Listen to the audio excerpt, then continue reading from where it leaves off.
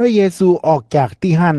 แล้วปิกไปเมืองนาซาเร็ตบ้านของพระองค์หมู่สาวกก็ไปโดยพระองค์เมื่อถึงวันสะบาโตพระองค์ก็ตั้งเก้าสั่งสอนในธรรมศาลาของชาวยิวมีคนนักขนาดฟังแล้วเงือดในคำสอนของพระองค์เขาอู้กันว่าเขาไปเอากำกึดจะอี้ที่ไหนมาพญาปัญญาที่คนนี้ได้มาเป็นจะใดถึงการอัศจรรย์ต่างๆก็ยังแยะได้ตวยเขาเป็นสลาไม้บ่ใจกะเป็นลูกบ่าวของมารีมีน้องบ่าวชื่อยากอบโยเซฟยูดาสกับซีโมนหมู่น้องสาวของเขาก็อยู่ในเมืองนี้กับหมู่เฮาบ่ใจกะหมู่เขาก็เลยบ่ยอมรับพระองค์พระเยซูก็เลยอู้กับหมู่เขาว่าผู้เป็นปากเป็นเสียงแทนพระเจ้านั้นจะได้รับเกียรติในกุฏิ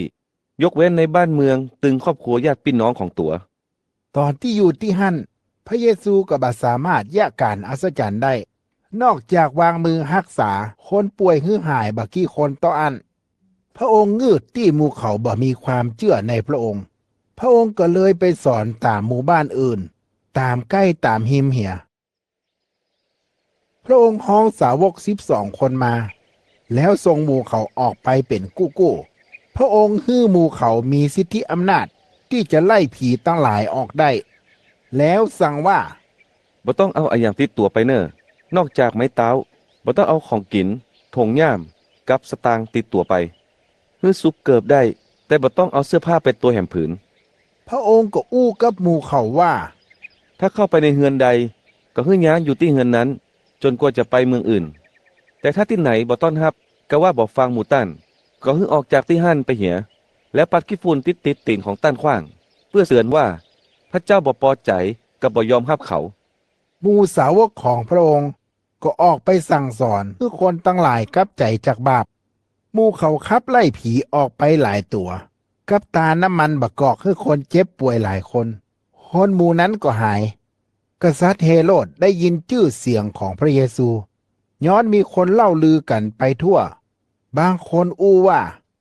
คนนี้ต้องเป็นยอห์นผู้ฮือบัพติศมาที่เป็นขึ้นจากความตายแน่ๆถึงเนี่ยการอัศจรรย์ได้พ่องก็ว่าเขาคือเอลียาแต่คนอื่นก็ว่าเขาคือผู้เป็นปากเป็นเสียงแทนพระเจ้าเหมือนกับผู้เป็นปากเป็นเสียงแทนพระเจ้าคนอื่นๆในสมัยโบราณนั้นเมื่อกษัตริย์เฮโรดได้ยินเรื่องหมู่นี้ต้านอู้ว่า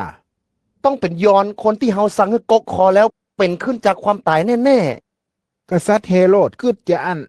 ย้อนว่าต้านสร้างให้ยับย้อนเอาเชือกเล็กล่ามไว้ในคอกย้อนหันแก่นางเฮโรเดียสเมียของต้านซึ่งเคยเป็นเมียของฟิลิปน้องบ่าวของต้านย้อนเคยอู้กับกษัตริย์เฮโรดว่า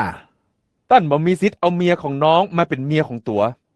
เฮโรเดียสแค้นค่ายๆย้อนแต่กษัตริย์เฮโรดบ่ฮื้อยะย้อนพระองค์กลัวยอนต้านหูว่ายอนเป็นคนถูกต้องตามธรรมตึงเป็นคนบริสุทธิ์ก็เลยปกป้องยอนไว้กูเตื้อที่กษัตริย์เฮโรดฟังยอนสอนก็บ่ม่วนใจแต่ก็ยังใคร่ฟังอยู่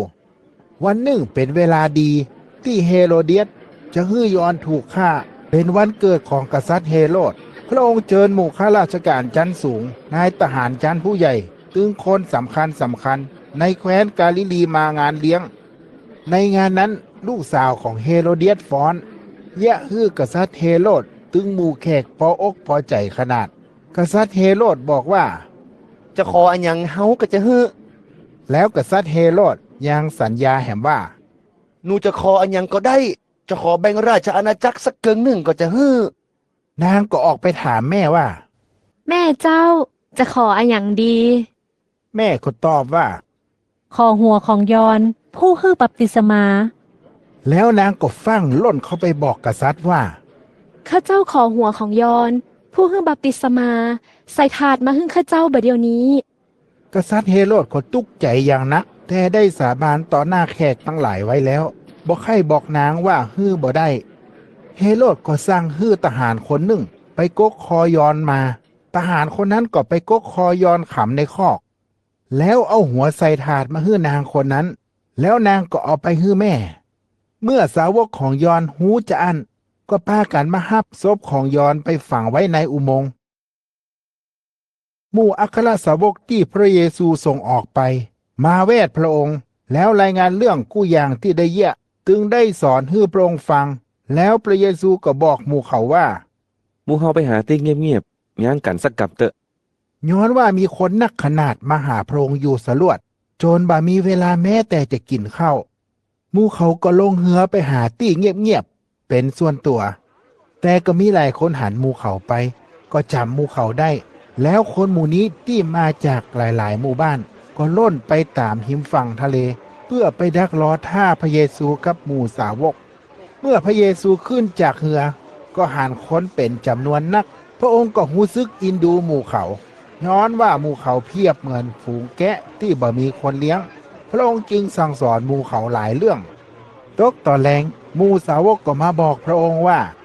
อาจารย์บัดเดี๋ยวนี้ก็ค่ำนักแกแล้ว ตามวันนี้ก็ธุระกันดาน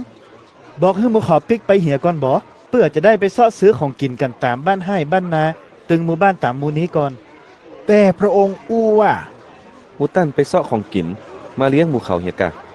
หมู่สาวกบอกว่า จะต้องจ่ายเงินจำนวนค่าจ้าง200 วัน ถึงจะพอซื้อของกินมาเลี้ยงคนหมู่นี้ได้ พระเยซูก็บอกหมู่เขาว่า ไปเซาะพอเหรอว่ามีขนมปังอยู่กี่ก้อน เมื่อหมู่เขาฮู้ก็ปิกมาบอกว่า มีขนมปัง5 ก้อนกับปลา2 ตัว พระองค์ก็สั่งให้คนตั้งหลายนั่งเป็นหมู่บนหญ้าเขียวจุ่มที่หั่นคนตั้งหลายก็นั่งลงเป็นหมู่100 คนพ่อง50 คนพ่อง แล้วพระองค์ก็หับขนมปัง5 ก้อนกับปลา2 ตัวนั้นมา แล้วแหงนหน้าขึ้นไปพอฟ้าสวรรค์ขอบพระคุณพระเจ้า แล้วก็หักขนมปังส่งให้หมู่สาวกเอาไปแจกคนตั้งหลาย แล้วพระองค์แบ่งปลา2 ตัว แจกให้หมู่เขาตัว คนตึงมดได้กินอิ่มกู้คน แล้วหมู่สาวกเก็บขนมปังตึงป่าที่เหลือได้12 ซ้าเต็มๆ คนที่กินขนมปังตัวยกันวันนั้น นับกับประจายมี5,000 คน